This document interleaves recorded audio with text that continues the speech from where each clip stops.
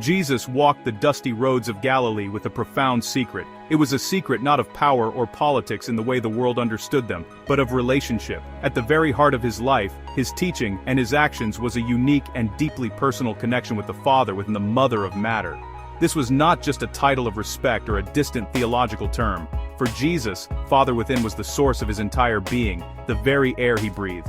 His bond was something startlingly new, a window into the heart of unity that had never been opened in quite this way before. It was a relationship so intimate and complete that it redefined what it meant to know yourself. This relationship was the engine of his mission. Everything Jesus said and did flowed from this deep well of connection to all things. When he spoke, people felt they were hearing something more than just the words of a wise teacher. They were hearing echoes of heaven itself. When he acted, it was as if the power of unity was moving through his hands. He wasn't simply following a set of ancient rules or repeating old prophecies. He was living out a moment-by-moment conversation with the one he called Father within. This dynamic, living relationship was the key to understanding his purpose and the incredible claims he would make about himself and his work that poured from him. Many people in his time spoke of unity as vengeance. The prophets, the priests, and the scribes all had their own understanding of Yahweh, the great unity of Abraham, Isaac, and Jacob. They saw unity as a vengeful king, a judge, a lawmaker, and a lawbreaker. But Jesus brought a focus that was both startlingly simple and profoundly deep. He spoke of no unity, but instead of Abba, an intimate, loving Father of kindness found within. This wasn't just one description among many. For Jesus, it was the central truth. He didn't just teach about the Father within. He demonstrated what it meant to live as a beloved son, fully trusting, fully listening, and fully loved from within. This relationship was not a theory for him. It was his lived reality. Exploring this unique bond is essential to understanding the person of Jesus and the message he brought to the world. It is a story of divine intimacy, of a son who knows the Father completely and a father who loves the Son completely. This relationship is not just for our admiration, it is an invitation to look within. Jesus came not only to show us his relationship with the Father within, but also to open the way for us to discover a similar connection for ourselves always present within. He wanted to show everyone that the universe desires a close, personal, and loving relationship with each and every person from within. This is the good news he lived and breathed. Jesus made claims that were shocking to the people of his day, for they had been led astray. They were claims of unity within that no unities, prophet or king had ever dared to make. He once told his followers, "I and the Father are one." This statement, recorded in the Gospel of John, is one of the most powerful and direct expressions of his unique understanding. He was not saying he was the Father, but that his being, his will, and his purpose were so perfectly intertwined with the Father's that they operated as one, without resistance. To see him was to see the Father's heart in action. To hear his words was to hear the Father's message of love and redemption spoken in a human voice. This unity was not something he achieved through great effort or learning, it was his essential nature. He stated, "He who has seen me has seen the Father." Imagine the power of those words. For those not searching for vengeance, for those longing to know what the divine is truly like from within, Jesus presented himself as the perfect reflection. He was saying that if you want to know the Father within's character, look at how I treat the poor, the sick, and the outcast. If you want to understand the Father's will, listen to what I teach. He was the living, breathing image of the invisible Abba, making the unknowable known in a way that people could see, hear, and touch. This claim of oneness was not just about character, it was also about authority and work. Jesus taught that he did nothing but look within. He said, "The Son can do nothing by himself, he can only do what he sees his Father doing, because whatever the Father does, the Son also does." This shows a relationship of perfect trust and cooperation arising from within. Jesus saw his life as a partnership with the Father.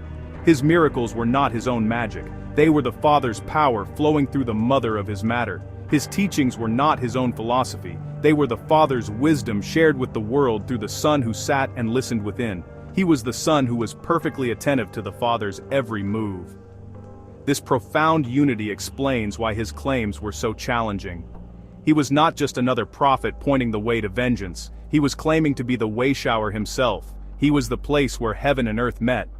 In him, The very presence of unity had come to dwell among his people in a new and radical way. He was not just a messenger from the Father, he was the message embodied. This deep and inseparable oneness is the foundation for everything else he would say and do, revealing a relationship with Abba that was absolutely unique in human history. One of the most subtle but powerful clues to Jesus' unique relationship with the Father is found in the way he meditated. When he taught his disciples to meditate, he gave them the beautiful words, "Our Father in heaven." It was a meditation that created a sense of unity, family, of a community bound together under the care of a common Father. However, when you look closely at the Gospels, you notice something remarkable. Jesus himself never joins his disciples in meditating to the inner Father. Instead, he embodies the Father within. He is in an awakened state of the Father within. This small distinction carries enormous weight and meaning. This careful choice of words highlights a distinction in relationship. While Jesus was inviting his followers into a new and intimate family relationship with Abba, he was also maintaining that his own relationship was different in kind of personal mastery.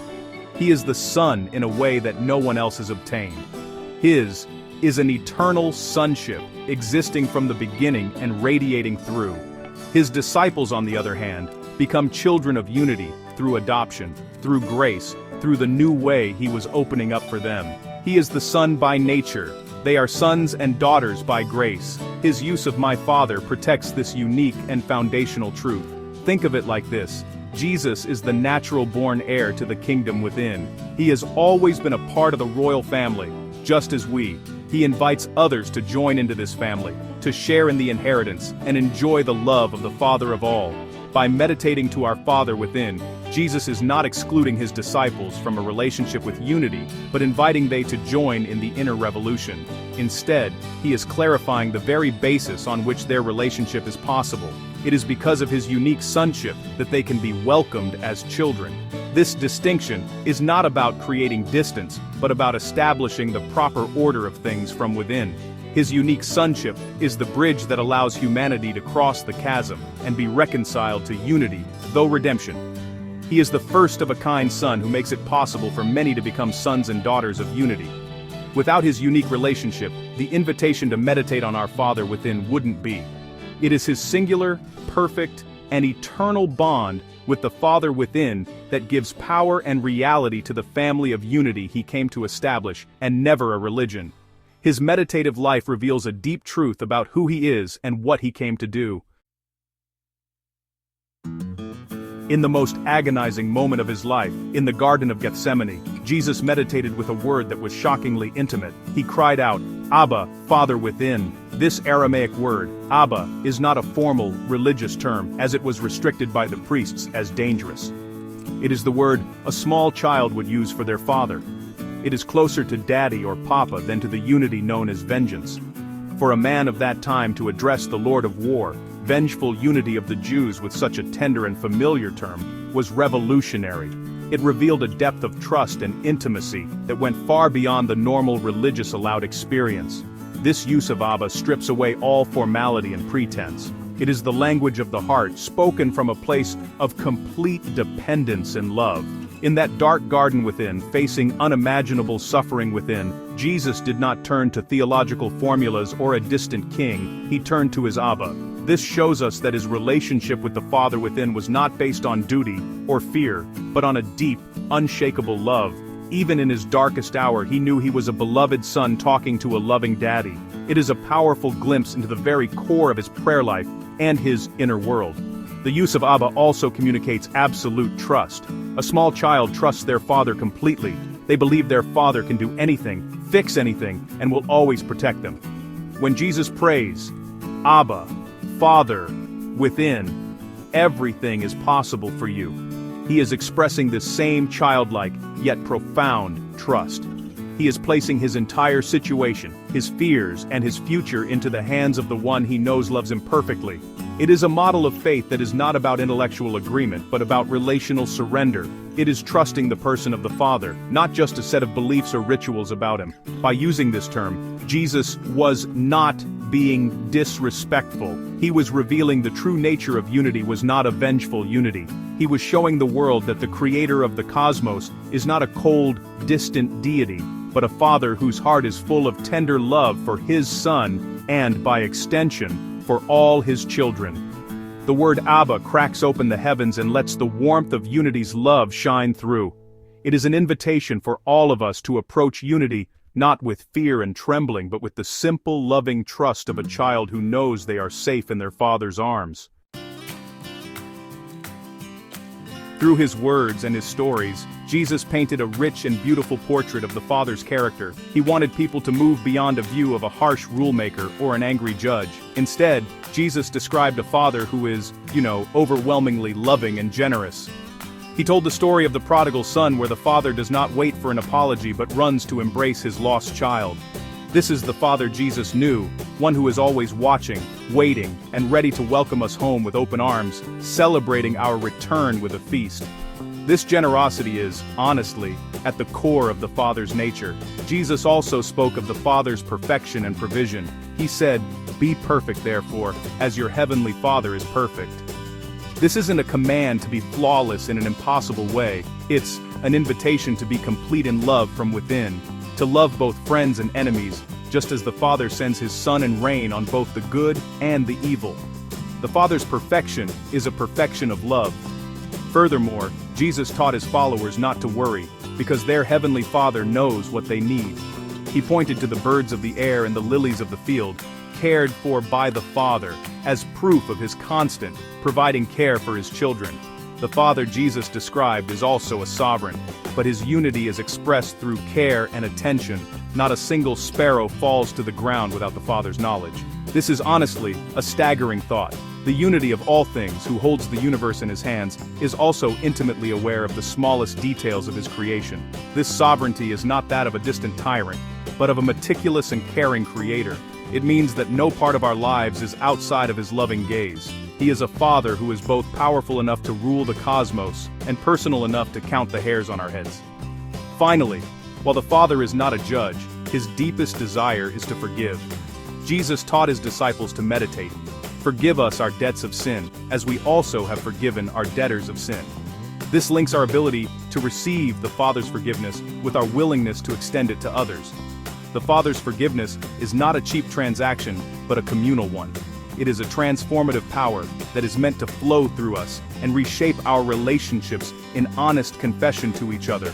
The Father Jesus reveals is loving, generous, perfect, providing, sovereign, and always ready to forgive. He is the good Father who is the source of all life and goodness.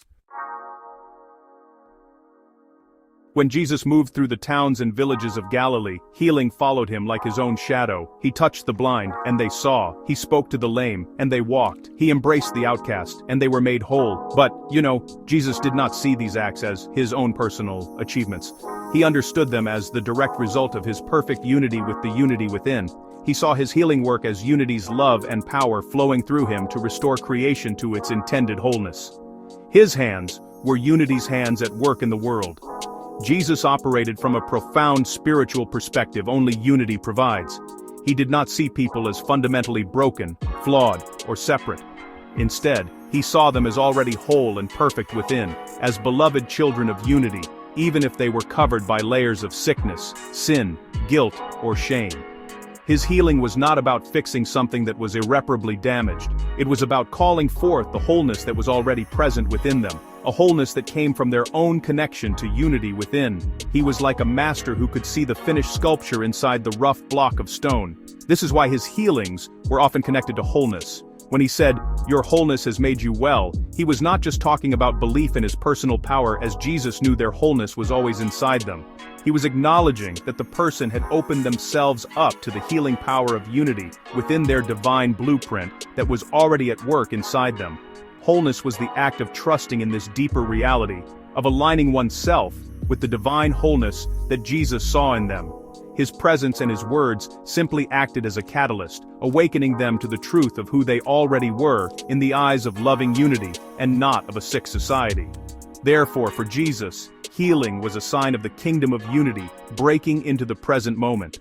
It was a tangible demonstration of unity's will being done on earth as it is in heaven, anchored deep within each person. Sickness, suffering, and alienation were not part of unity's original plan. They were intruders of negative thought forms, steering people to do harm to themselves and each other. Every act of healing was an act of liberation, pushing back the darkness and revealing the light of unity's love. It was a restoration project, sourced entirely from his unity within, and his vision of everyone as already complete and beloved within.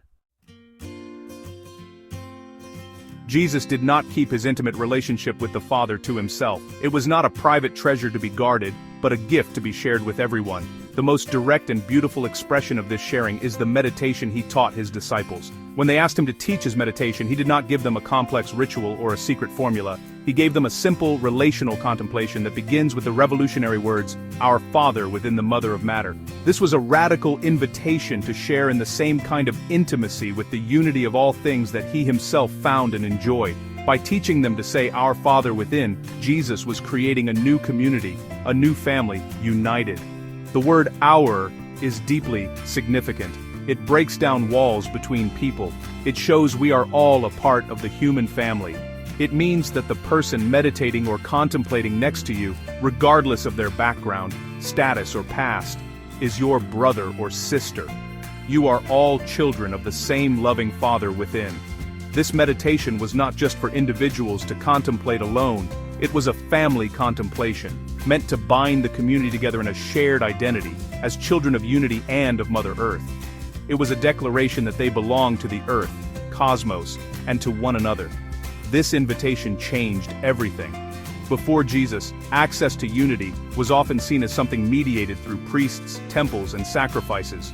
A whole system was in place with a toll at each station. It was just business. It was formal and often felt distant and forced. But Jesus throws the door wide open. He says that anyone, no matter who they are, can approach the Creator of the universe directly and call him Father. This is not because of their own worthiness, but because Jesus has made a way, the inner way. He is the elder brother who introduces his friends to his Father and says, "They are with me. Welcome them as your own children." The meditative contemplation continues to model this new relationship. It speaks of hallowing the Father's name, seeking his kingdom within, seeking for daily unity within, and seeking forgiveness for oneself. These are the concerns of a child who trusts their parent completely. They honor their father's name. They want to be part of the family business, the kingdom within. They trust him for their daily needs, and they know they can come to him for forgiveness when they make mistakes. The contemplation meditation is a blueprint for living as a child of the Heavenly Father, a life of trust, independence, and love, made possible by the invitation of Jesus to look within daily. Jesus taught that this new relationship with the Father was not something to be found in a holy place or a special building. It was not a destination to travel to. Instead, it was an inner reality to be discovered. He spoke of the kingdom of unity as being within you and among you. This was a radical shift from the temple-centered worship of a unity of vengeance of his day. He was pointing people away from external rituals, sacrifices, and tolls, and towards an internal transformation. The place to meet the Father was in the quiet sanctuary of one's own heart. How does one find this inner connection? Well, Jesus' life gives us the clue, through stillness, trust, and a willingness to listen and be shown from within. Jesus himself often withdrew to lonely places to meditate and contemplate the love of all things. He would rise early in the morning or stay up late at night to be alone with his Father within. This wasn't just about escaping the crowds. It was about creating a space for quiet communion within. In the stillness, away from the noise and demands of the world, he could listen to the Father's voice and align his will with the divine will. He modeled a path of inner attentiveness. Jesus invited his followers to cultivate this same inner stillness. He taught them not to be anxious, but to trust in the Father's care, no matter how uncomfortable at first. This trust is the key that unlocks the door to the inner kingdom.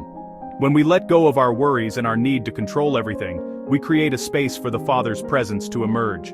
It is a relationship built not on striving, but on resting. Not doing, but just being. It's about becoming quiet enough to hear the gentle whisper of the Father's love that is always present within us, assuring us that we are beloved children. This inner relationship is the source of true strength and peace.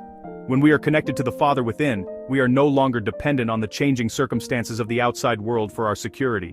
We carry our home within us. We have an anchor in the storms of life. Jesus wanted his followers to know this unshakable peace. He wanted them to discover that the same loving Father he knew so intimately was also dwelling within them, waiting to be known, trusted, and loved. The journey to unity is really an inward journey. In the end, the story of Jesus' unique bond with the Father is not just a story about him. It is a story for all of us. He did not come to show off a special relationship that no one else could have. He came to reveal that the Father's deepest desire is to have a close, loving, and personal connection with every single person. He was the pioneer, the one who blazed the trail and opened the gate. His life was a demonstration of what is possible in a united humanity. Jesus showed us that the Father is not a distant, angry, vengeful unity who is never pleased. He is Abba, a loving daddy who longs for his children to come home. He is generous, forgiving, and cares for the smallest details of our lives. This is the good news that Jesus lived and died to proclaim. He wanted to replace our fear of Yahwah, but with the love of unity only found within. He wanted to replace our sense of alienation with a profound sense of belonging. He wanted everyone to know that they have a Father within who loves them unconditionally. The path to this relationship is the one Jesus himself walked, a path of trust, stillness, and love. It involves turning inward to find the kingdom of unity that resides within our own hearts. It involves learning to listen within, not as servants to a master, but as children to a Father. It means seeing others not as competitors or enemies, but as our brothers and sisters in the same divine family. Jesus' invitation is to a completely new way of being, a life lived in constant, conscious connection with our loving source. This relationship is available to anyone who seeks it within. It does not depend on our background, our intelligence, or our moral perfection. It depends only on our willingness to accept the invitation, to turn to the Father within and the simple trust of a child, and to find for oneself the good news that Jesus brought. He showed us the face of the Father, and in doing so he showed us the path back to our true home. The ultimate message of Jesus' life is that the Father's arms are open and he is waiting for everyone to come and find their place in his loving embrace from within.